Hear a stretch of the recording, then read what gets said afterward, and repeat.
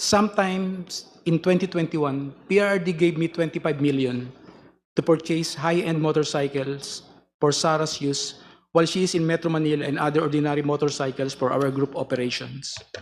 15. Hence, I bought two 2021 model Harley-Davidson motorcycles from a dealership in Green Hills, EDSA for around 2,500,000 pesos, inclusive of accessories, and around 2 million pesos exclusive accessories, respectively.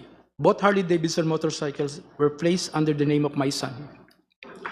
I also purchased two 2021 model Ducati motorcycles from a dealership in Katipunan, Quezon City for around 3,500,000 pesos and around 2,300,000 pesos respectively. In addition, I also bought accessories for these Ducati motorcycles in the total amount of 500,000 pesos. Both the Ducati motorcycles were placed under my name.